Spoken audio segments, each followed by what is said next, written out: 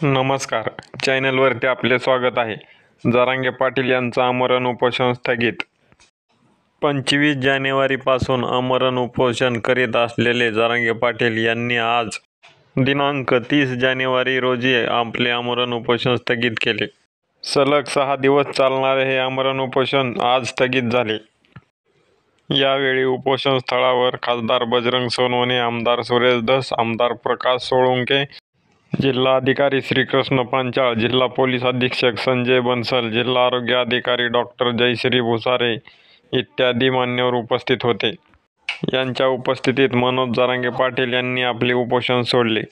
यावेळी मनोज जरांगे पाटील काय म्हणाले ते आपण पाहूयात. त्याआधी आपण जर चॅनलवर नवीन असाल तर अशाच साऱ्या बातम्या व माहिती पाहण्यासाठी आपल्या स्टार न्यूज या यूट्यूब चॅनलला नक्की सबस्क्राईब करा. हे व्यासपीठ आपण हे आंदोलन आता स्थगित करतोय, बंद करत नाही. हे आंदोलन आपण स्थगित करतोय. हे आंदोलनाचं हे सगळं व्यासपीठ ते उचलून त्या मंडळामध्ये, सांस्कृतिक मंडळात ठेवा. तुम्हाला इथं ते सभामंडप करायचं.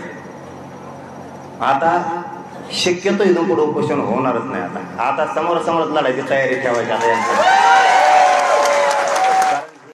यावेळी जरांगे पाटील बोलताना म्हणाले की आरक्षणासाठी आपला 1.5 वर्षापासून लढा चालू आहे. शासनाने शिंदे समितीचे काम चालू करावे, कुणबी नोंदीसाठी नवीन कक्ष स्थापन करावे, राज्यातील नोंदी शोधून काढाव्यात, तसेच मोडी लेपी अभ्यासकाची नेमणूक करावी, त्यांना मानधन द्यावेत, सातारा, बॉम्बे, हैदराबाद गॅजेटमधील नोंदी लागू कराव्यात, मराठा समाजावर दाखल झालेले गुन्हे मागे घ्यावेत, मराठा आरक्षणामध्ये ज्यांचे बळी गेले आहेत त्यांना शासकीय नोकरी द्यावी, तसेच सगळे सोयरे कायद्याची अंमलबजावणी करावी, असे जरांगे पाटील यांनी सांगितले.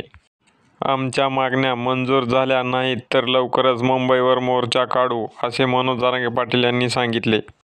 मुंबईला जाण्यासाठी नियोजन करणार असल्याचेही त्यांनी यावेळी सांगितले.